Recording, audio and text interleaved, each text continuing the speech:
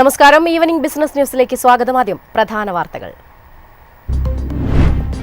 Hindenburg കേസിൽ clean chit നേടിയതോടെ അദാനി ഓഹരികൾ കുതിപ്പിൽ. ഹിൻഡൻബർഗ് രാജ്യത്തോട് മാപ്പ് പറയണമെന്ന് ഗൗതം അദാനി.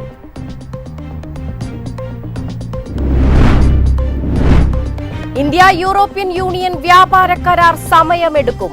EU അംഗരാജ്യങ്ങളുടെ അംഗീകാരത്തിന് 1 വർഷം എടുത്തേക്കും.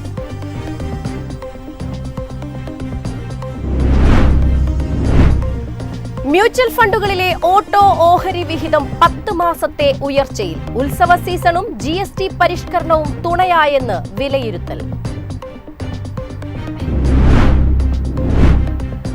ആഗോള വിപണിയിൽ വൻ റാലിക്ക് തയ്യാറെടുത്ത് സ്വർണം. ഔൺസിന് $6,600 കുതിക്കുമെന്ന് ജെഫ്രീസ്.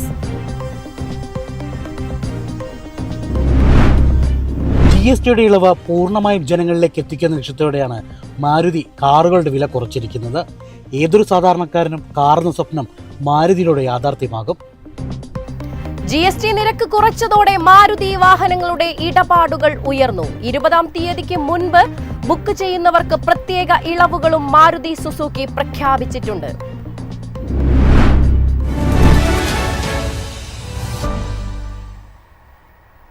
വിശദമായ വാർത്തകൾ നോക്കാം. ഇന്ത്യൻ ഓഹരി വിപണി ഇന്ന് നഷ്ടത്തിലാണ് വ്യാപാരം അവസാനിപ്പിച്ചത്. സെൻസെക്സ് 387.73 പോയിന്റ് ഇടിഞ്ഞ് 82,623.23 നിഫ്റ്റി 96.55 പോയിന്റ് ഇടിഞ്ഞ് 25,327.05 ക്ലോസ് ചെയ്തത്.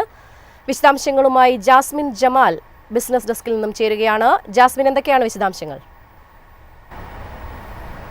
തുടർച്ചയായ ഒരു 3 സെഷനിലെ നേട്ടത്തിന് ശേഷം നിഫ്റ്റി 50 ഇന്നത്തെ ഈ ഒരു ആഴ്ചയിലെ അവസാനത്തെ ദിനം ക്ലോസ് ചെയ്യുന്നത് ഒരു ഫ്ലാറ്റ് ടു നെഗറ്റീവ് നോട്ടിലുള്ള ട്രേഡിംഗിലാണ്. ക്ലോസിംഗിന്റെ അടിസ്ഥാനത്തിൽ 25,327 എന്നുള്ളൊരു നിലവാരത്തിലേക്ക് നിഫ്റ്റി 50 എത്തിയിരിക്കുകയാണ്. 25,410 എന്നുള്ളൊരു നിലയിൽ ഓപ്പൺ ചെയ്ത ശേഷം 428 എന്നുള്ള വളരെ റേഞ്ച് അല്ലെങ്കിൽ ആ ഒരു റേഞ്ചിനടുത്തേക്ക് മാത്രമേ ഇന്ന് നിഫ്റ്റി മൂവ് ചെയ്തിട്ടുള്ളൂ. അതിനപ്പുറത്തേക്ക് 25,327 എന്നുള്ള ഒരു നിലയിലേക്ക് വരുമ്പോൾ 25,400 എന്നുള്ള ഒരു നിർണായക ലെവല് ഇന്ന് നിഫ്റ്റിക്ക് ഇന്ന് മെയിൻറ്റെയിൻ ചെയ്യാൻ സാധിച്ചിട്ടില്ല എന്ന് വേണം പറയാനായിട്ട്. തുടക്കം മുതൽ തന്നെ നമുക്ക് ആ ഒരു സെല്ലിംഗ് പ്രഷർ കണ്ടായിരുന്നു. ഒരു ഘട്ടത്തിൽ 0.5% കൂടുതൽ വരെ ഇടിവ് രേഖപ്പെടുത്തിയിട്ടുണ്ടായിരുന്നു. അതിനപ്പുറത്തേക്ക് നിഫ്റ്റി ബാങ്ക് ഇൻഡെക്സിന്റെ കാര്യത്തിലേക്ക് വന്നു കഴിഞ്ഞാലും 233 പോയിന്റുകളുടെ ഇടിവ് രേഖപ്പെടുത്തിക്കൊണ്ടാണ് ക്ലോസ് ചെയ്തിരിക്കുന്നത്. 55,458 എന്നുള്ളൊരു നിലവാരത്തിൽ ഏതാണ്ട് 0.5% തന്നെ നിഫ്റ്റി ബാങ്ക് ഇൻഡെക്സിലും നമുക്ക് ഇടിവ് കാണാൻ സാധിക്കുന്നുണ്ട്. പ്രധാനപ്പെട്ട സെക്ടറൽ സൂചികകളിൽ ഇന്നിപ്പോൾ ഏറ്റവും അധികം ഇടിവ് രേഖപ്പെടുത്തിക്കൊണ്ട് ക്ലോസ് ചെയ്തിരിക്കുന്നത് പ്രധാന സൂചികകളിലൊക്കെ തന്നെ ഒരു സെല്ലിംഗ് പ്രഷർ തുടക്കം മുതൽ തന്നെ ഉണ്ടായിരുന്നു. എങ്കിൽ പോലും PSU ബാങ്കാണ് പിടിച്ചു നിന്നത്. 1% കൂടുതൽ ഒരു മുന്നേറ്റം രേഖപ്പെടുത്തിയിട്ടുണ്ടായിരുന്നു. മീഡിയയാണ് 0.5% കൂടുതൽ ഒരു ഇടിവ് രേഖപ്പെടുത്തിയിരിക്കുന്നത്. തൊട്ടു പിന്നാലെ FMCG ഉണ്ട്, പ്രൈവറ്റ് ബാങ്ക് ഉണ്ട് 0% കൂടുതൽ തന്നെ. അങ്ങനെ മിക്സഡ് ആയിട്ടുള്ള ഒരു വ്യൂ ആണ് നമുക്ക് സെക്ടറൽ ഇൻഡീസസുകളിൽ നിന്നും കാണാൻ സാധിക്കുന്നത്.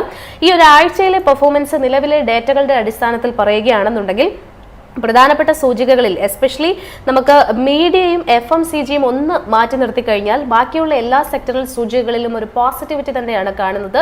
ഫെഡറൽ റിസർവിന്റെ റേറ്റ് കട്ട് തന്നെയായിരുന്നു ഈ ഒരു ആഴ്ച ത്രൂ ഔട്ട് നയിച്ചിട്ടുണ്ടായിരുന്നത് മാർക്കറ്റിനെ. ആ ഒരു മാർക്കറ്റിൽ 1% നിഫ്റ്റി 50 നേട്ടം രേഖപ്പെടുത്തിയിരിക്കുന്ന സമയത്ത് ബാങ്ക് നിഫ്റ്റിയിൽ പ്രത്യേകിച്ച് പ്രൈവറ്റ് PSU ബാങ്ക് ഇൻഡെക്സുകളുടെ ഒരു പ്രാമുഖ്യം നമുക്ക് കാണാമായിരുന്നു. അതുകൊണ്ട് തന്നെ 1.25% ഒരു മുന്നേറ്റമാണ് ഈ സ്റ്റോക്കുകൾ തന്നിരിക്കുന്നത്. ഇന്ത്യൻ ഓഹരി വിപണി ഇന്ന് നഷ്ടത്തിലാണ് ക്ലോസ് ചെയ്തിരിക്കുന്നത്. വിശദാംശങ്ങൾ നൽകിയത് ജാസ്മിൻ ജമാലാണ്. മറ്റു വാർത്തകളിലേക്ക് പോകാം. ഹിൻഡൻബർഗ് ആരോപണങ്ങളിൽ സെബിയുടെ ക്ലീൻ ചിറ്റ് നേടിയതോടെ നിക്ഷേപക ശ്രദ്ധ നേടി അദാനി ഓഹരികൾ. ആരോപണം മൂലം നിക്ഷേപകർക്കുണ്ടാക്കിയത് കടുത്ത ആശങ്ക. ഹിൻഡൻബർഗ് രാജ്യത്തോട് മാപ്പ് പറയണമെന്ന് ഗൗതം അദാനി ആവശ്യപ്പെട്ടു.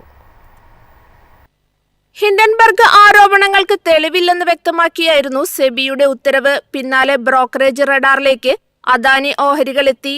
ബൈ റേറ്റിംഗ് ആണ് ഓഹരികൾ നേടിയിരിക്കുന്നത്. ACC, Ambuja cements, Adani green energy, Adani ports, Adani power എന്നിവയാണ് ബൈ റേറ്റിംഗ് നേടിയത്. ഇതിൽ തന്നെ അംബുജ സിമന്റ്സിന് റേറ്റിംഗ് നൽകിയിരിക്കുന്നത് 36 ബ്രോക്കറേജുകളാണ്. തൊട്ടുപിന്നിൽ 25 ബൈ റേറ്റിംഗ് നേടി ACCയും 21 എണ്ണവുമായി അദാനി പോർട്സുമാണുള്ളത്. ഇപ്പോൾ കുറഞ്ഞ വിലയ്ക്ക് വാങ്ങാമെന്നാണ് ബ്രോക്കറേജുകൾ വ്യക്തമാക്കുന്നത്. കുറഞ്ഞ മൂല്യത്തിനൊപ്പം അദാനിയുടെ വിപുലീകരണ പദ്ധതികളും നിക്ഷേപകർക്ക് നേട്ടം നൽകാനുള്ള സാധ്യതയുണ്ടെന്നും അവർ വ്യക്തമാക്കുന്നു. അതേസമയം ഹിൻഡൻബർഗ് മാപ്പ് പറയണമെന്ന് എക്സ് പോസ്റ്റിലൂടെയാണ് ഗൗതം അദാനി ആവശ്യപ്പെട്ടത്. ഗൂഢലക്ഷ്യത്തോടെയുള്ള നീക്കം നിക്ഷേപകർക്ക് വലിയ തിരിച്ചടിയാണ് നൽകിയതെന്നും അദ്ദേഹം വ്യക്തമാക്കി. റിപ്പോർട്ട് രാജ്യത്ത് സാമ്പത്തികവും രാഷ്ട്രീയവുമായ വൻ ചലനങ്ങൾക്ക് വഴിവെച്ചിരുന്നു. പ്രതിപക്ഷ പാർട്ടികളടക്കം വിഷയം ഏറ്റെടുത്തിരുന്നു. ഇതുകൂടി പരിഗണിച്ചാണ് ഗൗതം അദാനിയുടെ പ്രസ്താവന. News desk MyFin TV. India European Union വ്യാപാര കരാർ പ്രാബല്യത്തിൽ വരാൻ സമയമെടുക്കുമെന്ന് റിപ്പോർട്ട്. വെല്ലുവിളി കൂട്ടായ്മയിലെ രാജ്യങ്ങളുടെ എണ്ണമാണ്. അംഗീകാര പ്രക്രിയകൾക്ക് 1 വർഷം എടുത്തേക്കുമെന്നും റിപ്പോർട്ട്. 27 രാജ്യങ്ങളുള്ള കൂട്ടായ്മയാണ് യൂറോപ്യൻ യൂണിയൻ. നിർദ്ദിഷ്ട സ്വതന്ത്ര വ്യാപാര കരാർ ഒപ്പുവെച്ചതിന് ശേഷമാണ് ഓരോ രാജ്യങ്ങളുടെയും അംഗീകാര നടപടി ആരംഭിക്കുക. ചില രാജ്യങ്ങൾക്ക് അവരുടേതായ നടപടികൾ തന്നെയുണ്ട്. ഭൂരിപക്ഷ രാജ്യങ്ങൾക്കും പാർലമെന്റിന്റെ അംഗീകാരമടക്കം നേടണം.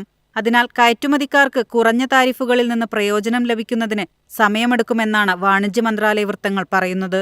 ഇന്ത്യ EU വ്യാപാര കരാറിന്റെ 13ാം ഘട്ടമാണ് ഇപ്പോൾ അവസാനിച്ചിരിക്കുന്നത്.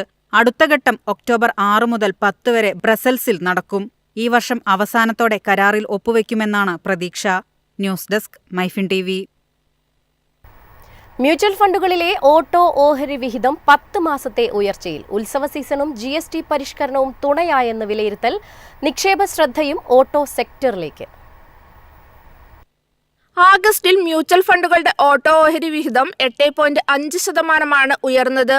BSE 200 ബെഞ്ച്മാർക്ക് വെയിറ്റായ 8% മുകളിലുള്ള കുതിപ്പ്. ഒപ്പം സെക്ടറൽ വിഭാഗത്തിലെ ഏറ്റവും വലിയ മുന്നേറ്റമാണിതെന്നും മോത്തിലാൽ ഒസ്വാൾ ചൂണ്ടിക്കാട്ടി. ഈ മുന്നേറ്റം ഓട്ടോ സെക്ടറിൽ വരാനിരിക്കുന്ന വളർച്ചാ സാധ്യതയെയാണ് സൂചിപ്പിക്കുന്നത്.